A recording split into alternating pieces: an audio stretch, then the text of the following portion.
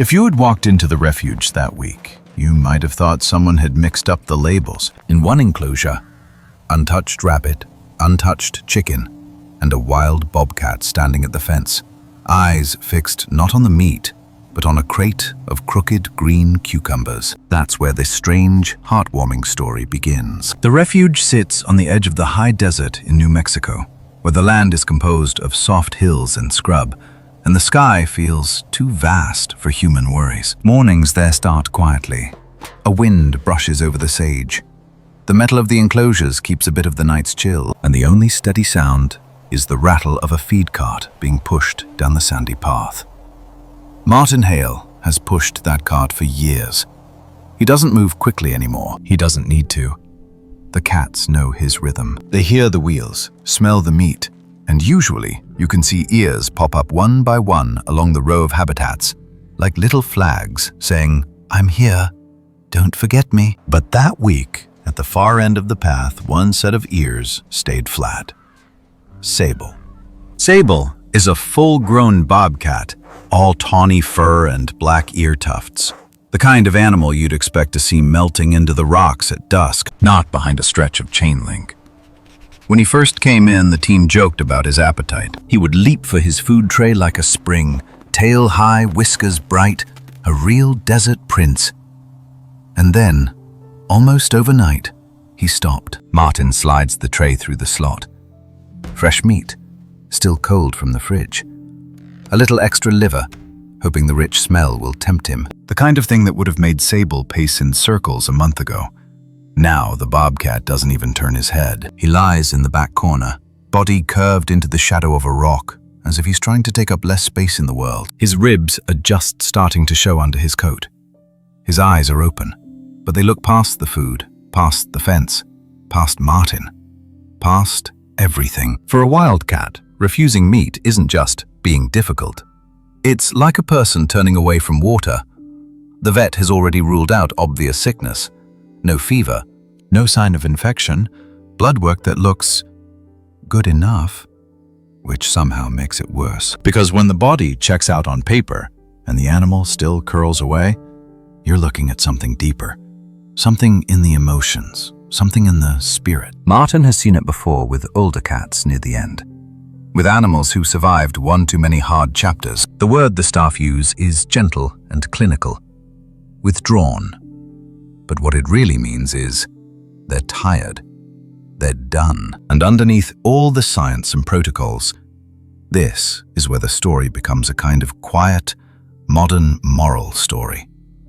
Not a fairy tale with dragons and crowns, just a bobcat who doesn't want to eat, and a man who refuses to give up on him.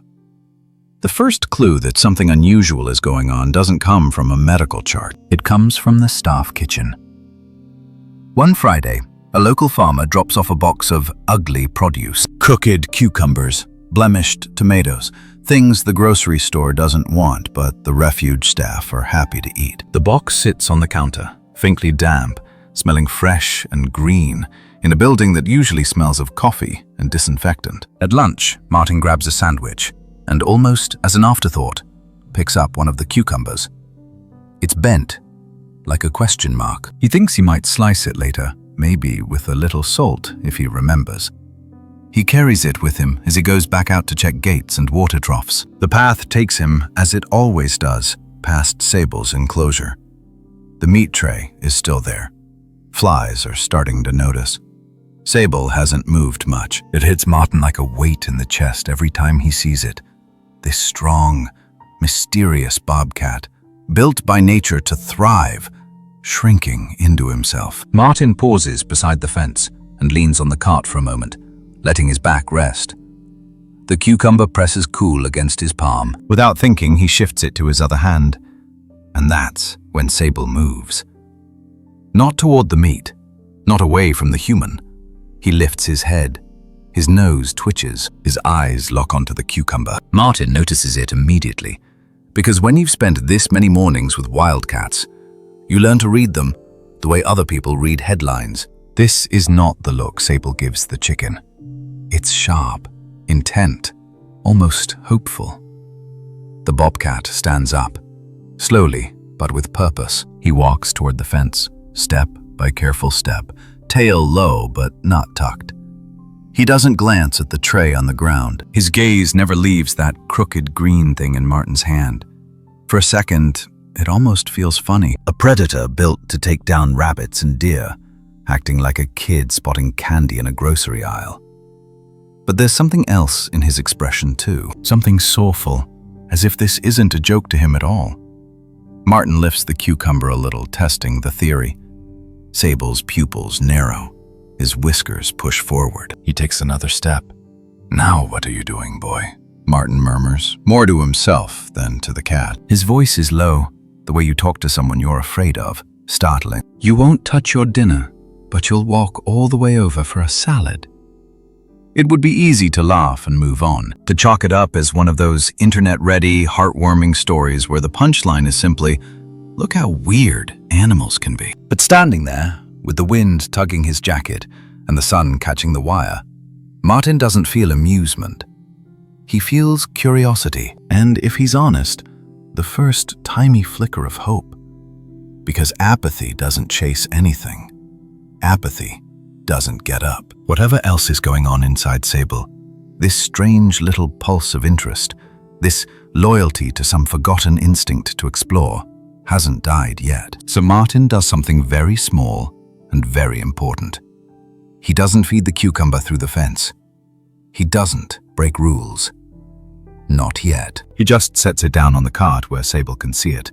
And he stays there a little longer than he strictly needs to, letting the bobcat look, letting himself wonder, letting this odd moment sink in. If you've ever watched someone you love lose their appetite, not just for food, but for days, for plan, for anything that used to make them happy, you might recognize this feeling, that tiny spark when they suddenly show interest in something, no matter how strange it seems from the outside. Maybe it was a certain song on the radio. Maybe it was a new plant for the windowsill. Maybe it was a stray cat that started coming to the porch. This story about a bobcat and cucumbers is, on the surface, a wild animal story. But underneath, it's an inspirational story about how the smallest, most unlikely thing can nudge a tired heart away from the edge. About how kindness doesn't always look like grand gestures. Sometimes it looks like an old man standing a little too long at a fence, cradling a cucumber and paying close attention to what a quiet animal is trying to say without words. In a moment, we're going to step back in time and ask the question that has to be asked. What happened to Sable before he came to this refuge?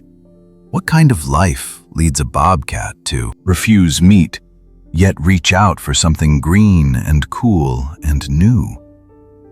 Because this strange beginning in New Mexico didn't start here on this path with this crate of vegetables.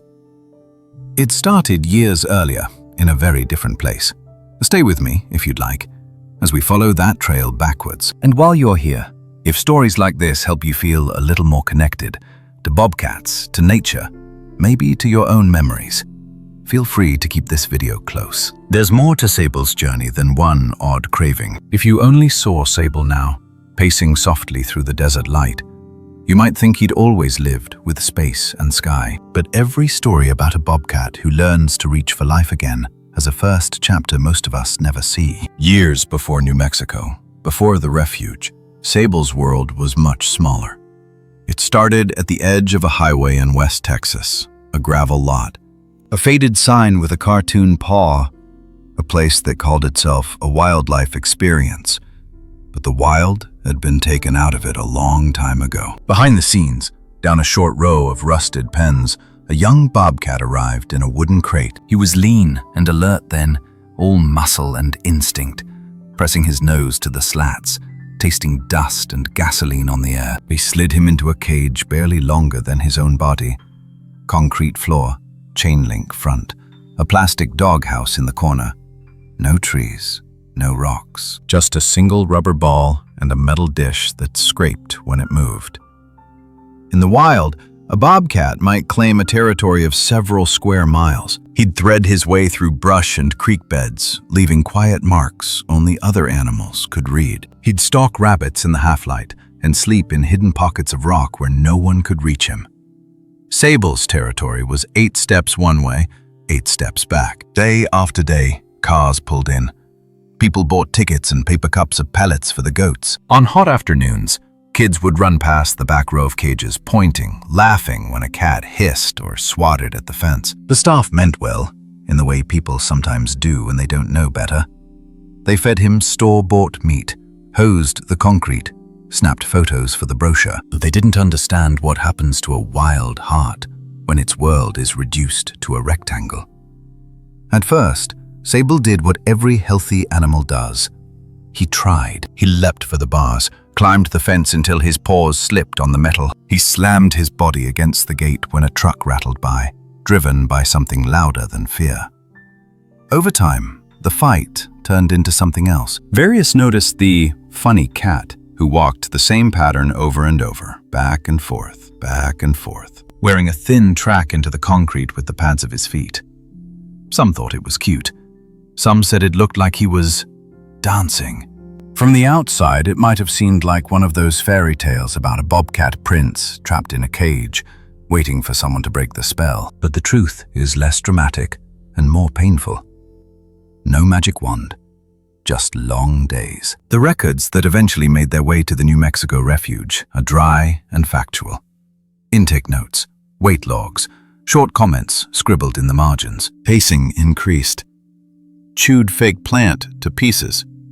Refuses enrichment toys. Ignores the ball. Possible sibling transferred last year. That last line is easy to read and hard to feel. Somewhere in Sable's earlier life, there had been another body close by. Another heart that beat at the same rhythm. Maybe they slept pressed together when they were small, traded warmth without even thinking about it. Then one day, the other cat was loaded into a crate and driven away, and the space beside Sable's ribs stayed empty. There are no photos in those files of that moment, no video to rewind, just a quiet detail in a paragraph no one thought much about. Sometimes the most soulful parts of these moral stories hide in those little details. Because when you look at Sable later, lying in the back of his New Mexico habitat, refusing to eat, you can't help wondering how many small endings he had already lived through. How many times had he learned that wanting something, space, companionship, safety, only led to disappointment? Love for many animals is not a big dramatic feeling. It's repetition. It's the same presence day after day, a companion who doesn't vanish, a pattern that feels safe. When that is taken away enough times, even a bobcat can start to believe that nothing good lasts. The day everything broke for Sable wasn't a single explosion. It was more like a slow crack that finally reached the surface. One afternoon, a group of visitors crowded around his cage. It was hot. The air smelled like exhaust and cotton candy. Sable had retreated into his plastic doghouse, pressed tight against the back. Someone wanted a better photo. A hand pushed a stick through the wire to get him to come out. Another tossed pebbles, laughing when they pinged off the plastic. The staff were busy at the front of the property.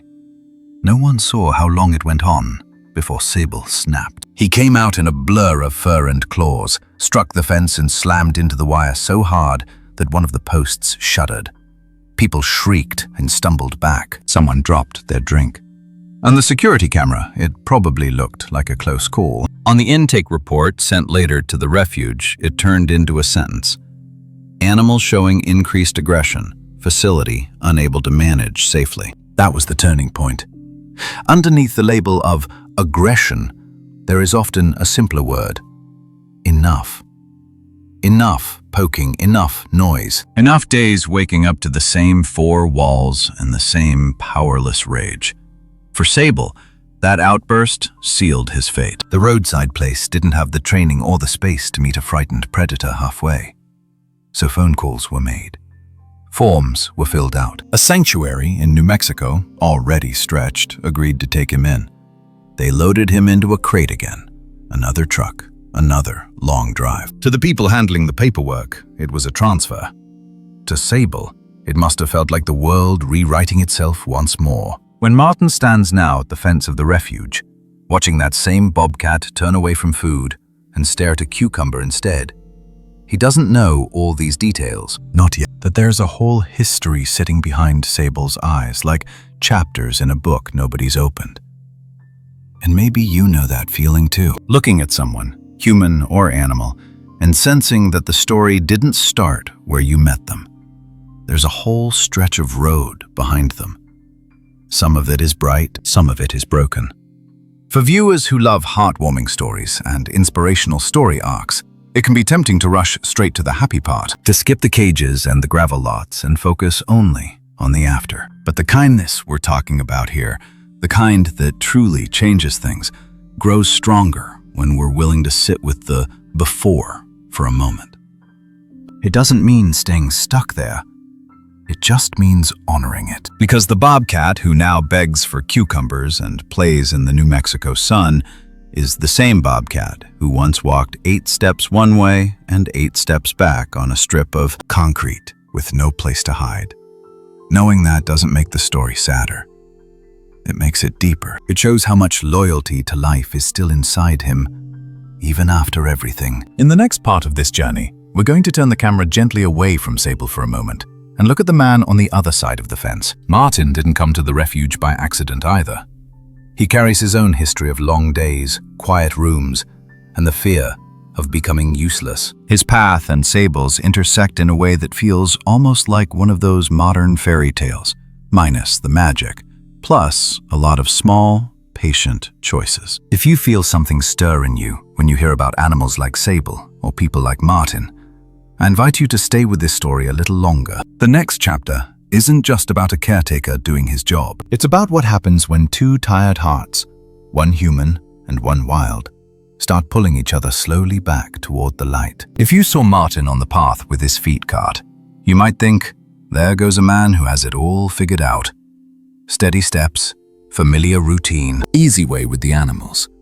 But routines can hide a lot. Sometimes, they're the only thing standing between a person and the feeling that their life has slipped quietly out of focus. Before New Mexico, Martin's days were measured in shifts and time clocks. For most of his adult life, he worked in a factory back in Ohio. The rhythm there was harsh and simple. Metal, noise, orders, overtime.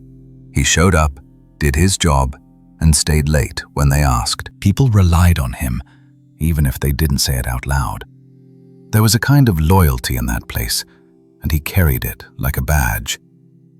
Then the plant downsized. He was called into an office that smelled like coffee and copy paper, listened to phrases like restructuring and early retirement package, and walked out with a cardboard box and a brochure about next chapters. On the surface, it looked like a reasonable ending. He was close to 65. His hair had gone gray years before. But inside, the timing felt all wrong. His hands still knew what to do. His mind was still sharp. It was as if someone had quietly decided he was done being useful and forgotten to tell his heart. At home, the days stretched long. His partner, already struggling with health problems, moved more slowly, slept more often. The house that used to echo with small everyday noises, radio in the kitchen, phone calls, footsteps, grew muffled. Martin found himself sitting at the table, staring at the salt shaker, listening to the refrigerator hum. When his partner passed, people came with casseroles and kind words. Then they went back to their lives. He appreciated their kindness. He also noticed how quiet the front door stayed after that. Love had built that home. Love had held it together. And now, with one half of that love gone, the walls seemed to lean in. The refuge in New Mexico entered his life almost by accident. One evening, unable to sleep, Martin turned on the TV and landed on a local human interest segment. A small wildcat sanctuary out west. Volunteers needed. Grainy footage of bobcats and lynx winding through dusty enclosures as someone talked about kindness, second chances, and how even predators deserved a peaceful place to grow old. Something in him sat up straighter. He rewound the segment twice, not because of the dramatic shots, but because of the caretaker's hands, the way they moved around the animals with quiet familiarity. It looked like work that mattered. Work that didn't care what year was on your birth certificate as long as you showed up and paid attention. Within a month, he'd sold the house, packed a few boxes, put his remaining furniture into storage he would probably never visit, and driven west toward a place he'd only seen on a screen, carrying more memories than luggage. At the refuge, no one asked his age. They just noticed that he was there at dawn and still there at dusk. They saw how quickly he learned lock codes and feeding protocols, how gently he spoke to the cats, how carefully he respected the rules. Still, that old fear followed him like a shadow. The fear that one day someone would look at him and decide, silently, he's too slow now, too old, not worth the risk. The same way people had looked at Sable in that roadside cage and decided he was too aggressive to keep.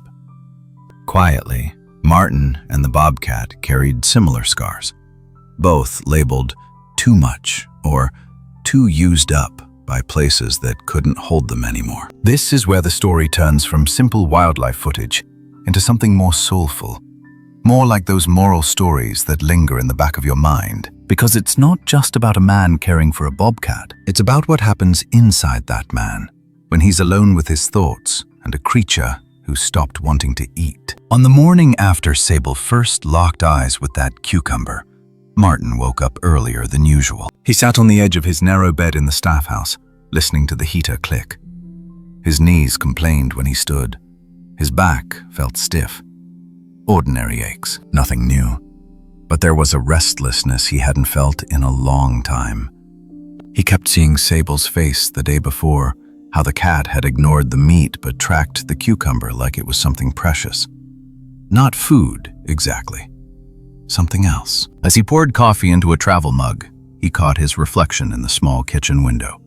The lines on his face, the silver at his temples. He thought, not unkindly, "You look like someone who's had your share of winters, old man." And then another thought, "I'm still here. I still care." That has to count for something. On his break that afternoon, Martin went into the office and asked to see Sable's file. He spread the papers out on the desk, took his time with each line. Aggression, pacing, lost sibling, transfer. Each word built a picture in his mind of a life narrowed, then narrowed again, until refusing food might have been the only thing Sable still had control over. It's one thing to know a bobcat is a rescue. It's another to sit with the details long enough to feel, in your own ribs, how much that animal has endured. By the time he finished reading, the sun was lower. The enclosures were wrapped in that soft, late afternoon light that makes even chain link look kinder for a moment. Martin walked back out with a different weight in his chest. He pushed the feed cart toward Sable's habitat, past the other bobcats, past the lynx, past a cougar drowsing on her platform. As he placed the meat into Sable's tray, careful, steady, like always, he also slipped a question into the air. Not out loud, just in his thoughts. What do you need from me that I haven't tried yet? There's a fear, especially as we age, that our usefulness is tied to how quickly we can move, how heavy a box we can lift, how much we can produce in a day. But some of the most important loyalty we offer, to people, to animals, even to ourselves, has nothing to do with speed. It has to do with attention, with the willingness to look at someone's behavior and say, maybe there's a story underneath this that I don't know yet. In that sense, Martin's kindness toward Sable isn't loud or flashy. It's in the way he stands a little longer at the fence. The way he replays yesterday's cucumber moment in his mind. Not as a funny clip for social media, but as a clue. A thread that might lead them both toward something better. For viewers who love heartwarming stories and inspirational story arcs, this is where the fairy tales and real life start to overlap. Not because a fairy godmother shows up, but because two beings who were both told in different ways that they were too much or no longer needed begin to quietly keep each other company. The bobcat refuses to eat. The old man refuses to walk away. And between them, a cucumber sits on a counter, waiting to become more than just a vegetable. In the next part, That little green thing is going to push everything forward. We'll watch Martin reach a point where simply following the rules doesn't feel like enough anymore. We'll see him stand at Sable's fence with a cucumber in his hand and a decision weighing on his shoulders. Respect protocol exactly as written, or take a small, careful risk for the sake of a life that seems to be slipping away. If you've ever stood in that kind of moment, torn between what's expected and what your heart is quietly urging you to try, I invite you to stay with this story, because the choice Martin makes next doesn't just change a bobcat's appetite. It opens a door neither of them knew they still had the strength to walk through. Something is unsettling about a predator asking for a salad. A bobcat refusing meat, ribs starting to show, eyes dull, and then standing at the fence as alert as a kitten because an old man is holding a crooked green cucumber. That image is what finally pushed everything over the edge. At the refuge, the rules are simple on paper and heavy in real life. Every animal has a carefully measured diet. Meat, type, portion, schedule. No unapproved treats. No, just this once. Wildcats have delicate systems, and one careless act of kindness can turn into a medical emergency. There's another rule that isn't written, but everybody feels it. You don't let your own emotions drive the decisions. You listen to the science. You stick to the plan. For weeks, the plan for Sable had been clear. Offer food, monitor intake, track weight. When he stopped eating, the next step would be sedation and a feeding tube. No one wanted that. Least of all, Dr. Lila Monroe. Lila is the kind of vet who carries worry quietly. She stands at the fence with her notebook, watching Sable's breathing, checking the charts. More than once, she said, in a low voice meant only for the staff, "He's running on reserves now. We're running out of time." In 3 days, the board is scheduled to meet. They'll look at Sable's numbers, listen to Lila's report, and decide whether to go ahead with the procedure. On paper, it's just another case. Another hard choice in a place that sees a lot of hard choices. For Martin, it feels personal. That morning, when he pushes the feed cart toward Sable's habitat, the pattern repeats. He slides the tray into place. Fresh meat, extra care. Sable doesn't move, but when Martin turns to leave, the old habit kicks in. He reaches into his jacket pocket, fingers brushing against smooth, cool skin. He'd slipped a cucumber in there without thinking when he left the staff kitchen. One from the box the local farmer drops off every week. A little bent, a little scarred, perfectly fine inside. He could leave it there, pretend it's not, walk on. Instead, he pauses. He takes the cucumber out and holds it low by his leg, almost like he's embarrassed to be seen with it. The reaction is immediate. Sable lifts his head. His ears come forward. He rises from the back of the habitat and starts toward the fence.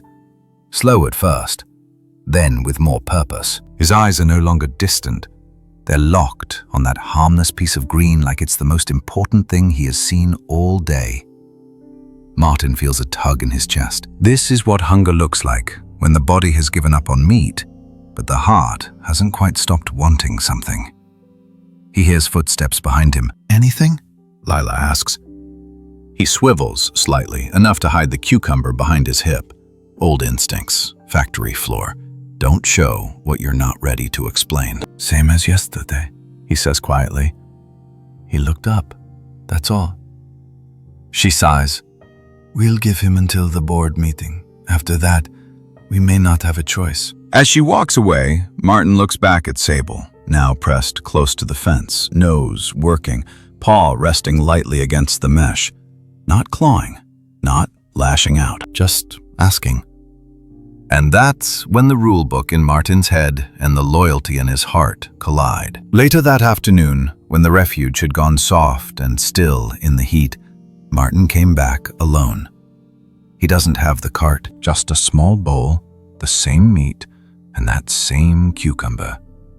He stands in the shadow of Sable's shelter, keeping his voice low.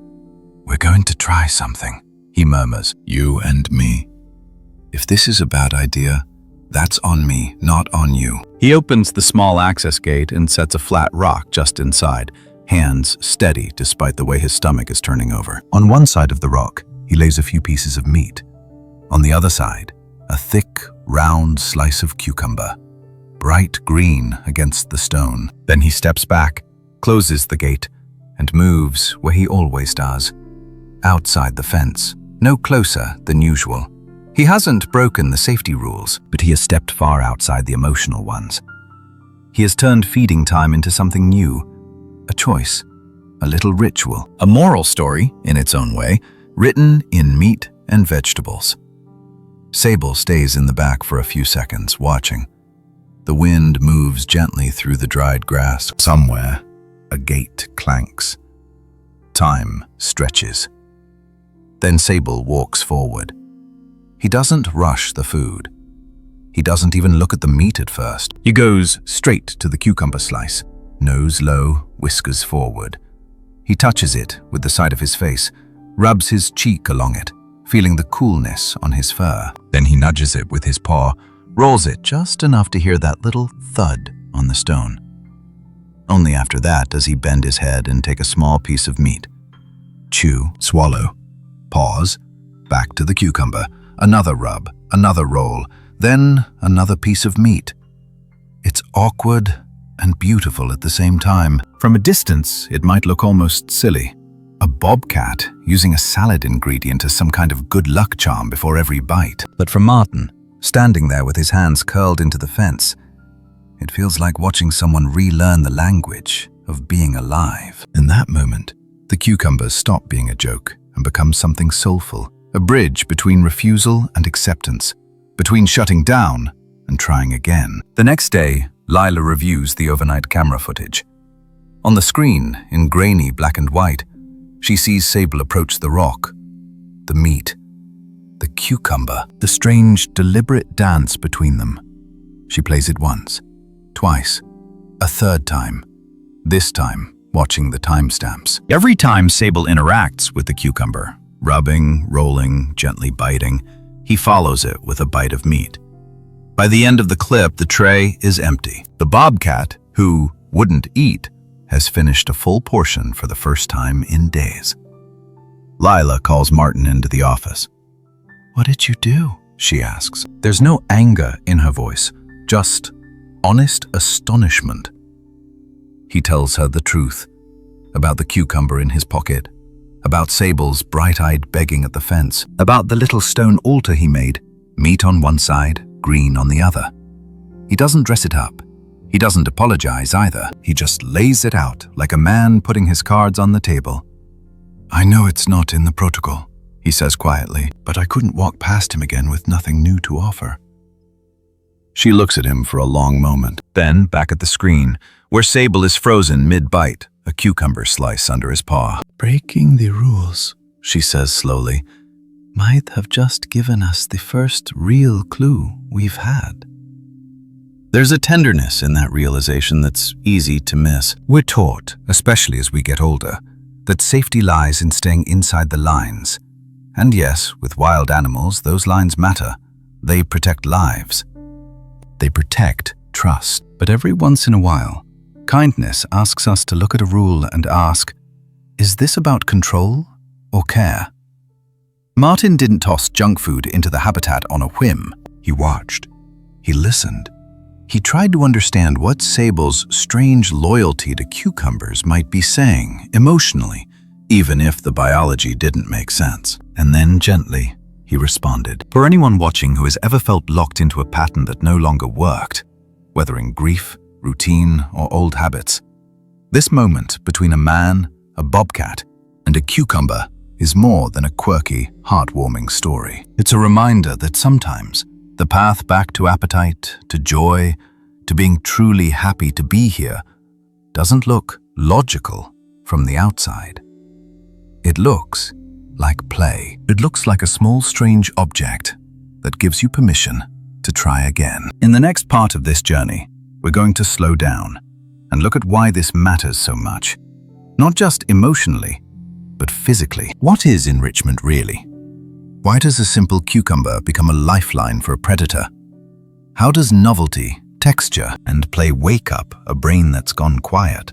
We'll use Sable's story as a doorway into the science and soul of enrichment, and what it can teach us about our own need for newness and play as we age. If you've ever had one little ritual, a favorite mug, a morning walk, a plant you talked to, that helped you keep going when the days got heavy, You might hear your own story in this next chapter. you're welcome to stay with this bobcat and with Martin as we listen a little closer to what that crunch of cucumber is really saying. If you only saw the clip, the bobcat on his back, paws wrapped around a cucumber, eyes half closed as he crunches, you might shrug and say, well, animals are funny. But that little green thing rolling under Sable's paws isn't just a joke.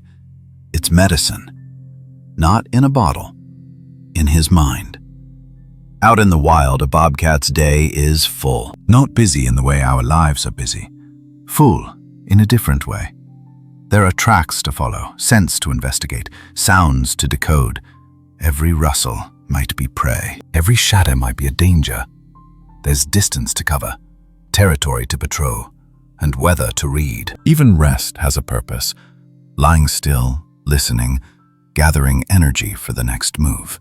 Now imagine taking all of that and boiling it down to 4 walls, a floor, a fence, and a food tray that appears at the same time, in the same spot, every single day. The body might be safe there.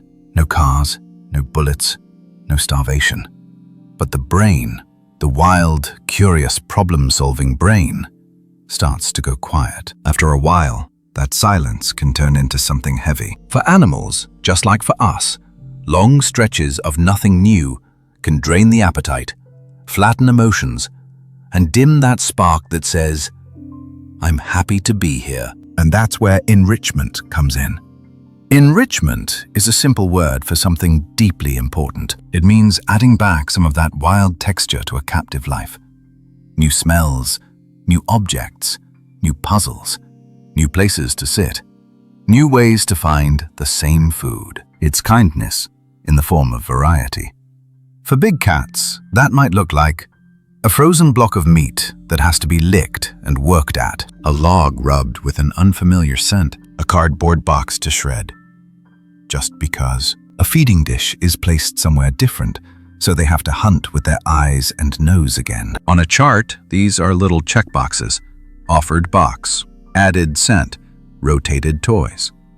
Inside the animal, though, something much more soulful is happening. Curiosity wakes up. Muscles remember what it feels like to stalk, to pounce, to solve problems. Hormones that rise with stress start to settle. The brain lights up in places that had grown dull. Emotions shift, sometimes in ways we can see, sometimes in ways we can only guess at. When Sable presses his face against that cucumber, rolls it, pins it, and then finally turns to the meat, you're watching enrichment at work in real time. His body needs protein. His species is built for it. But his heart seems to need something else first. A spark of play, a small surprise, a reason to lean in. Doctor Lila, watching the camera footage, starts skeptical. A bobcat and a cucumber don't sit neatly in any textbook. Carnivores don't have much use for vegetables. Their guts are short. Their enzymes are tuned for meat. On paper, this shouldn't matter, but the data is stubborn. On cucumber days, Sable eats more of his ration, moves around his habitat longer, spends less time curled in that far back corner that used to make Martin's chest ache. He's not trading meat for salads. He's using the cucumber as a kind of key. Touch the new thing, feel the cool skin, hear the crunch. Then, somehow, the meat feels worth tasting again. It's as if loyalty to life has to pass through that little green doorway before it can reach his stomach. And that's where this story stops being just about animals and becomes an almost quiet, modern fairy tale about all of us. Because if you look closely, you may see yourself in it. Think about the times in your own life when food lost its flavor. After a loss, during a long illness, in those seasons when every day felt like the one before, and the idea of doing anything, even something you used to love, just felt heavy. What helped you inch back? For many people in the age group listening right now, it wasn't some grand event. It was something small. A pot of herbs on the porch, watered each morning. A short walk to the mailbox at sunset, just to see the sky change color. A favorite mug, warm in your hands, reminding you that you still like the taste of tea. A knitting project, a crossword, a tiny promise to yourself. I'll do this one thing today. Those little things are human enrichment. They don't fix everything, but they give your mind something to reach for. They tell your emotions gently, you're still here, you still care. They help you feel, if only for a moment, happy to belong to this day.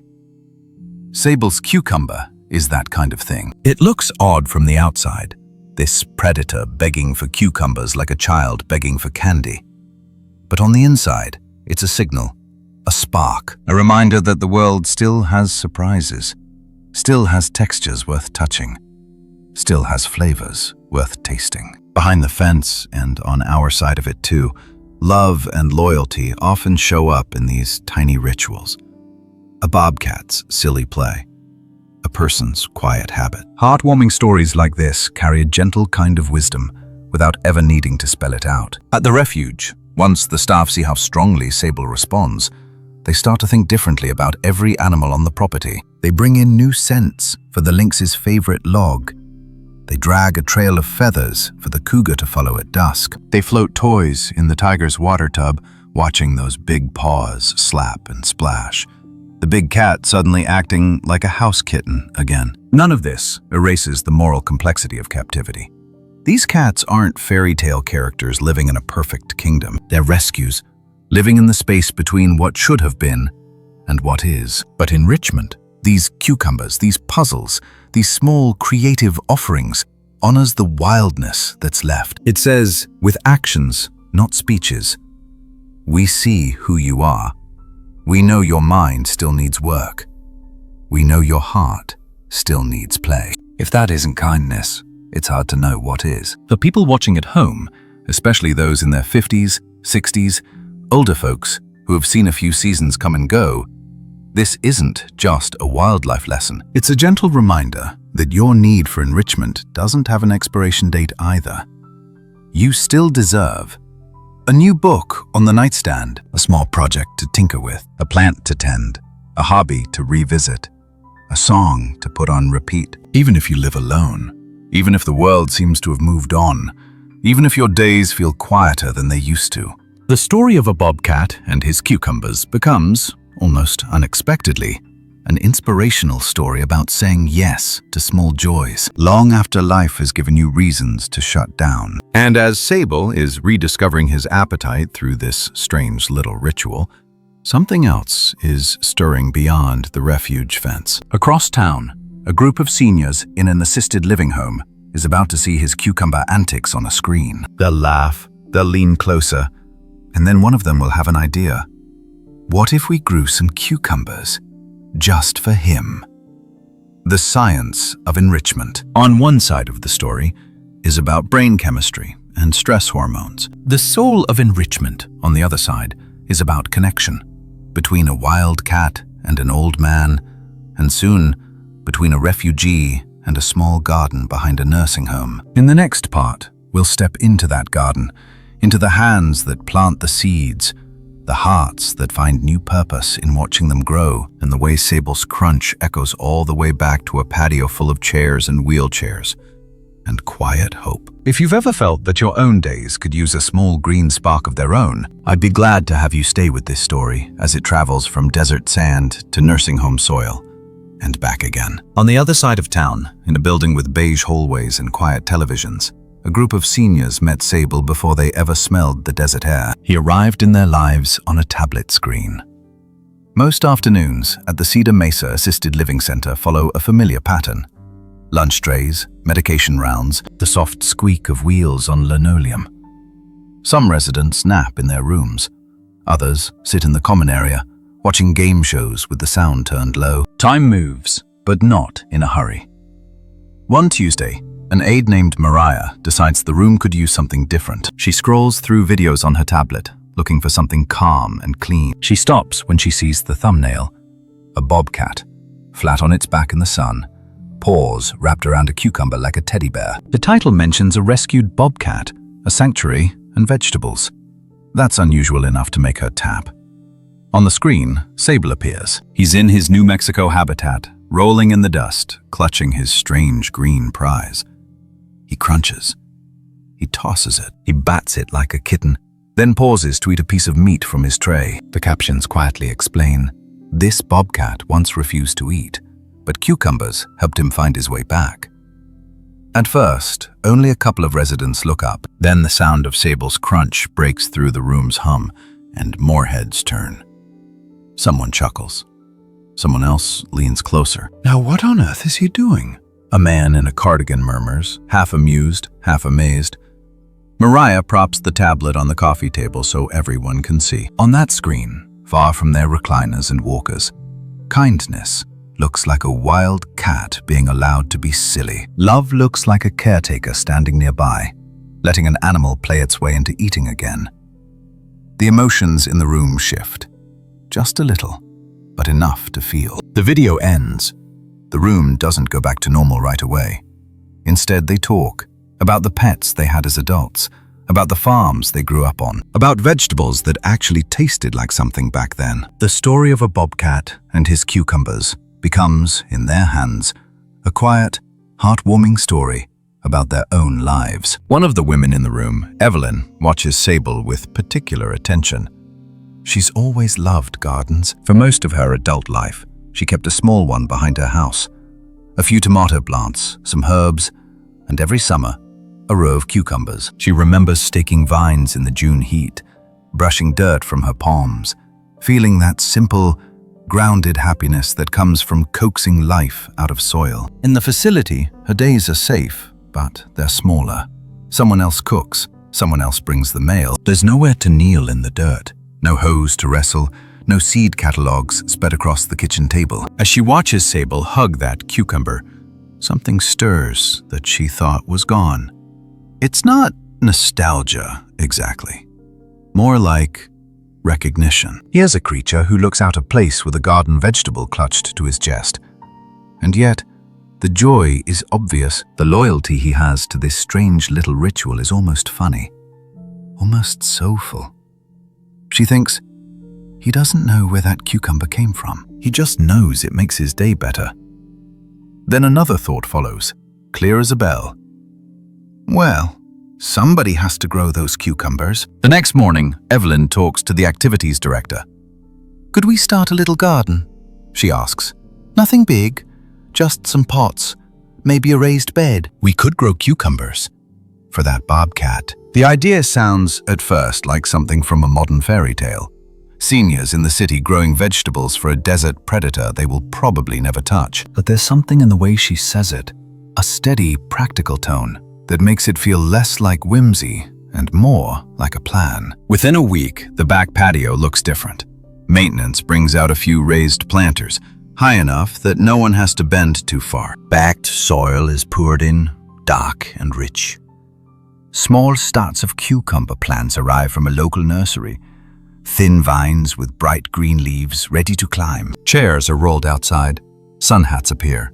Hands that usually hold remotes or pill organizers now scoop dirt, pat around roots, and gently press seedlings into place. A former truck driver, who rarely joins group activities, starts showing up every morning when the sliding doors open. He leans on his cane and watches, offering quiet advice about watering schedules. Another resident volunteers to keep a little notebook, recording when the seedlings sprout, when the first flowers appear, and when the cucumbers begin to swell. It's a simple thing, but it changes the way their days feel. Now, instead of just asking, "What's for lunch?" they ask, "How are the cucumbers doing?"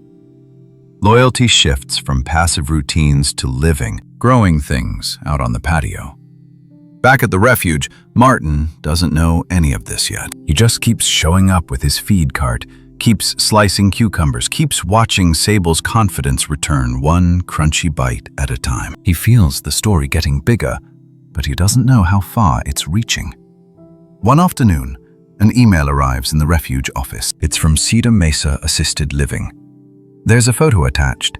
A handful of crooked cucumbers, still dusty from the soil, piled in a basket beside a handwritten note. For Sable, It says, from his friends across town. When the basket arrives a few days later in person, it's accompanied by a small group from the home. Some in wheelchairs, some with walkers, all with sun on their faces from the ride. They're escorted up to a shaded viewing deck near Sable's habitat. Staff set up chairs. The air smells like dust and creosote. The sky is wide, different from the one framed by Cedar Mesa's windows. Martin carries the cucumbers to Sable's gate, heart full in a way that surprises him. He doesn't see a box of vegetables. He sees hands that planted, watered, and waited. A circle of people who may not move as fast as they once did, who still choose to spend their limited energy growing something for a wild animal they've never met. When Sable pads out, nose high, and spots the new cucumbers, there's no hesitation. He goes to work immediately, rolling one under his paw, pinning another, crunching down so loudly that the sound carries back to the deck. The group laughs, not the polite kind of laughter, but the honest, delighted kind that comes from deep in the chest. Evelyn wipes at her eye, pretending it's just the sun. For a moment, the line between sanctuary and nursing home blurs. Both places hold beings who are older, who have been through more than they say out loud, who know what it means to lose and to keep going anyway. Watching that bobcat enjoy the fruits of their garden, the residents don't see a rescued animal as much as they see a neighbor. One more soul, given a small second chance, and making the most of it, with teeth and paws and sheer enthusiasm. Stories like this don't shout. They move quietly. A bobcat in New Mexico. A group of seniors across town. A shared project that ties them together, one cucumber at a time. It's a heartwarming story, yes, but it also holds a gentle moral. You're never too old to be part of something that matters. Love and kindness can still flow out of you, even if your body doesn't do everything it used to. Loyalty to life doesn't have an age limit. For some viewers, this may be the part that lingers the most.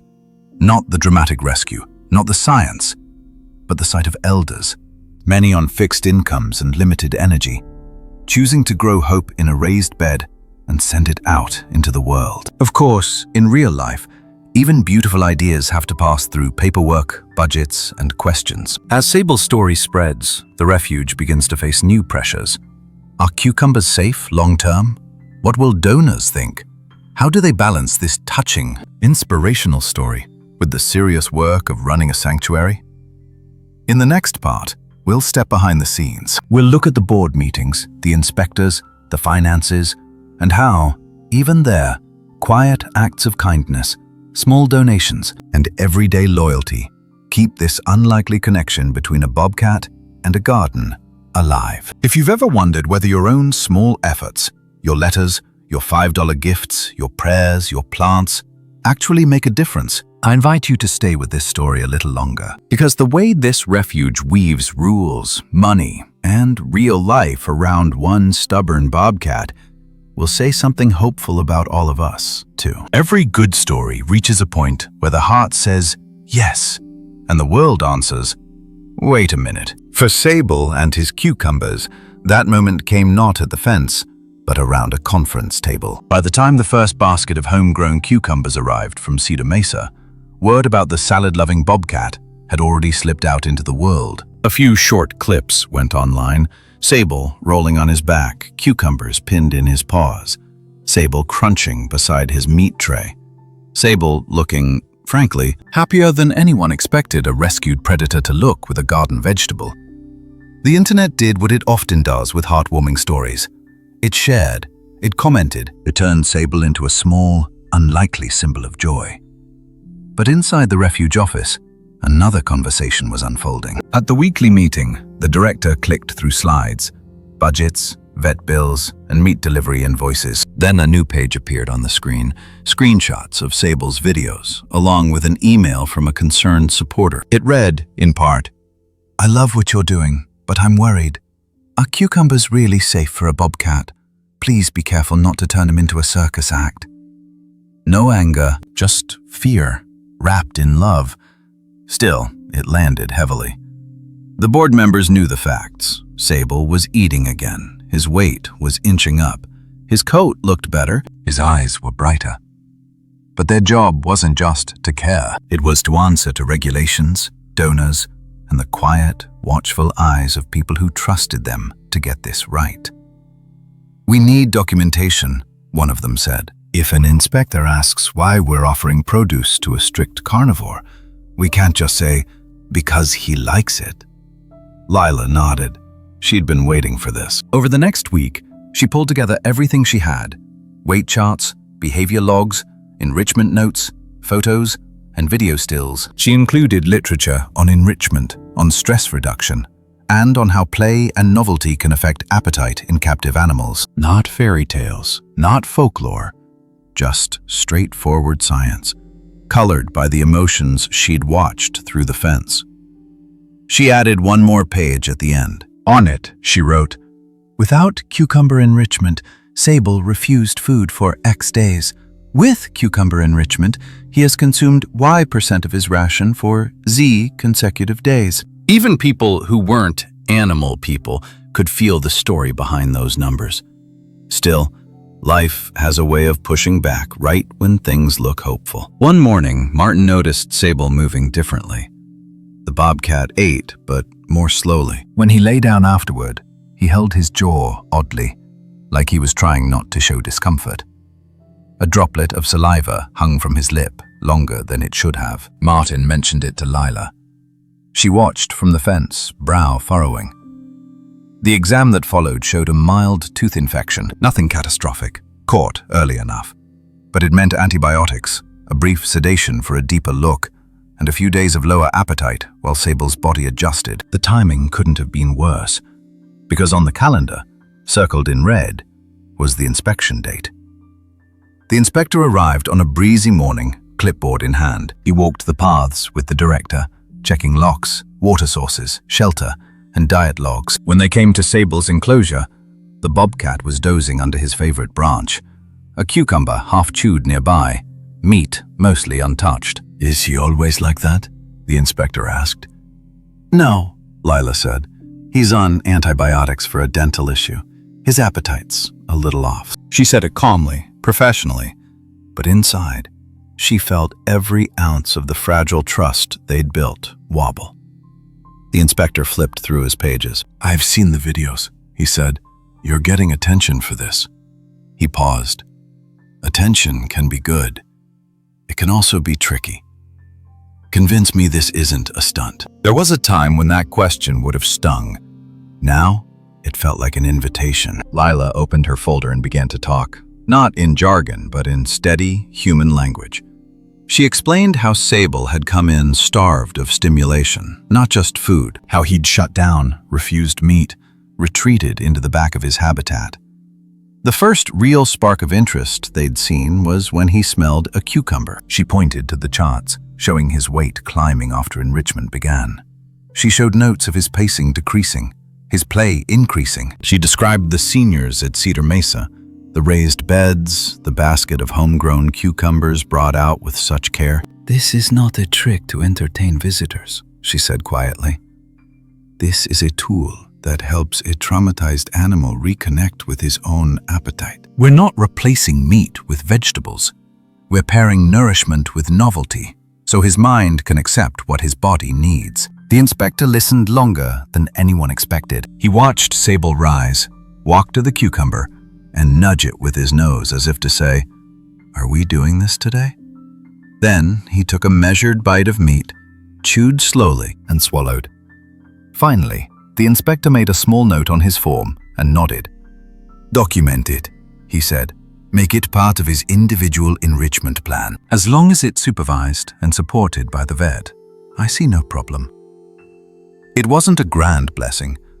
It was something quieter, a door not closing. In a world of rules and liabilities, that can feel like grace.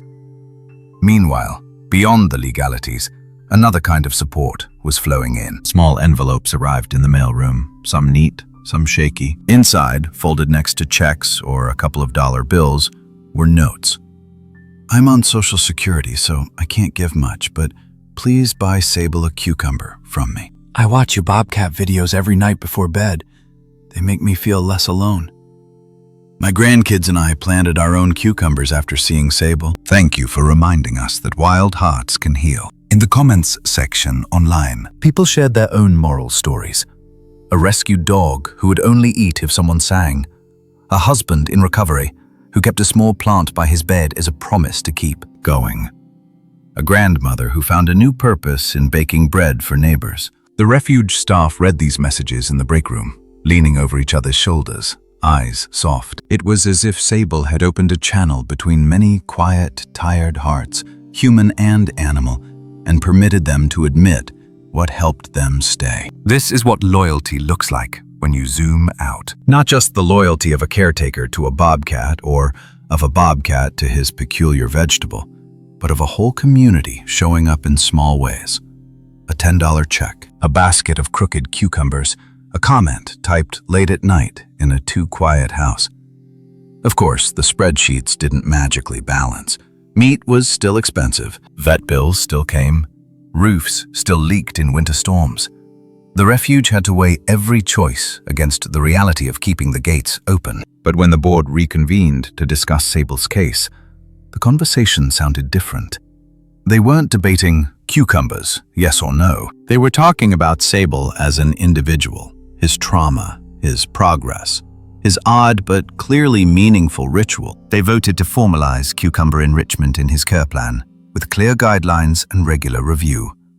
Not because it made a cute story, but because it worked, because it honored his emotions as much as his biology. In a small way, that decision acknowledged something larger, that love and kindness in animal care can't be reduced to formulas. There has to be room for the soulful, the unexpected, the things that look a little strange and turn out to be very healing. For viewers, especially those in the middle stretch of life who know how it feels when money and rules and real life press in on something beautiful, this part of Sable's story might feel familiar. You fall in love with an idea. The world answers with paperwork. You discover a small ritual that makes you happy. Others worry it's impractical.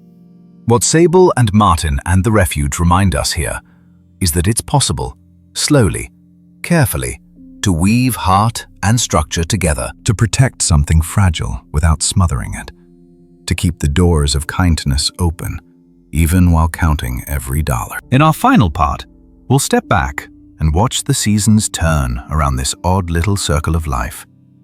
Sable and his cucumbers, Martin and his second chance at usefulness, elders tending raised beds, a refuge held up by hundreds of small acts of loyalty. We'll see what all of this looks like, not in a single dramatic moment, but over a year, how despair gives way to curiosity, then to joy, then to a gentle kind of acceptance. If you've stayed with this inspirational story this far, and be honored to have you with us for the last stretch. The ending isn't flashy, but it is, in its own quiet way, very happy. Seasons don't ask permission to change. One day, the air just feels different, and you realize something has quietly shifted while you weren't looking. Sable's first year at the refuge unfolded like that, a slow turning, one cucumber crunch at a time. Winter in New Mexico doesn't look like storybook snowdrifts. It's a sharp, clear cold that settles over the scrub and makes metal fences ring when you tap them. In those early weeks, Sable lay curled against the back of his shelter, the bobcat who had refused meat and turned his face from the world. Martin walked that path in a heavy coat, breath fogging, carrying food to a cat who wouldn't eat, and hope to a place that didn't seem to want it. Those were the days when the cucumbers were still an experiment, a quiet act of kindness smuggled in on a flat rock, a strange little bargain between a starving predator and an old man who was tired of watching life slip away. As winter thawed and the first hints of spring arrived, you could feel something easing, not suddenly, but steadily. The wind softened. Small weeds pushed up along the fence line. At Cedar Mesa, hands that had planted 1,000 gardens in younger years pressed tiny cucumber seeds into warm soil again.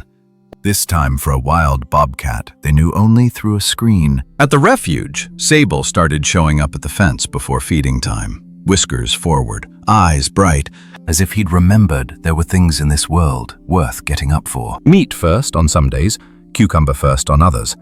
But always that same little ritual. Sniff, roll, crunch, eat. In a simple, almost comical routine, love and loyalty were being rewritten into his bones.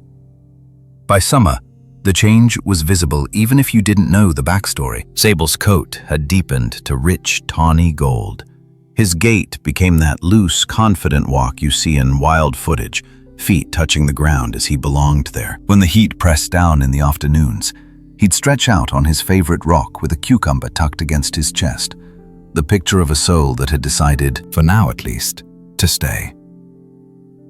On the patio at Cedar Mesa, vines climbed their trellises, leaves big and healthy. Residents measured cucumbers with their hands and shook their heads at the funny shapes, laughing at how ugly often meant full of character. If this were one of those fairy tales people tell, you might say the spell had been broken. But this isn't magic. It's a string of small, real decisions. An old man bending the rules. A vet willing to reconsider the protocol. Seniors rolling out into the sun to water plants even when their knees complain. It's a moral story, written in ordinary gestures. One that says healing can be gentle, imperfect, and still good enough. Then autumn came, and with it, a different kind of awareness. The light angled lower in the sky. Evenings arrived sooner. At the refuge, Martin noticed how his own breath came a little rougher on the uphill parts of the path. At Cedar Mesa, the garden slowed, vines yellowing as the nights cooled. One afternoon, Martin sat on the bench near Sable's enclosure as the sky turned that deep blue only the desert knows. Sable wandered over on his own, no meat tray in sight, no ritual required, and settled near the fence. Between his paws, a half-finished cucumber. He didn't do anything special, just sat there, occasionally crunching, eyes half closed, completely at ease. Martin didn't say much either. He didn't need to. The emotions in that quiet shared space were clear enough. Two lives, both closer to the end than the beginning, still choosing to show up for one more season. There was something soulful in that stillness, something that made this feel less like a heartwarming story you scroll past and more like an inspirational story you keep tucked in your pocket for the next hard day. When you look at the whole year at once, the starving bobcat who begged for cucumbers, the seniors who grew hope in raised beds, the staff who walked the tightrope between rules and compassion, it's tempting to wrap it all up with a neat bow, to say, and they were happy ever after. But real life is quieter than that. Sable still has off days. There are mornings when he sniffs his food and walks away, and Martin feels that old worry rise before the familiar crunch of cucumber echoes across the habitat, and the bobcat circles back to eat. There are budget meetings, vet bills, and storms that rattle the roofs. At Cedar Mesa, there are hospital trips and goodbyes amid the laughter, and yet, threaded through all of it, there is this simple, stubborn fact. Again and again, people and animals who have every reason to withdraw keep choosing these little acts of engagement. A garden, a cucumber, a walk to the fence, a few minutes watching a bobcat online before bed. None of it is grand. All of it matters. So before we part ways in this story, I'd like to gently turn the lens toward you for a moment. Somewhere in your own life, there might be a cucumber moment waiting. Some small, almost silly thing that makes you feel a little more alive. Maybe it's a plant on your windowsill, or a walk around the block, or a hobby you set down years ago and quietly miss. Maybe it's the way you check in on someone by text, or how you make tea the same way every night and sit in the same chair, reminding yourself that you still belong to this day.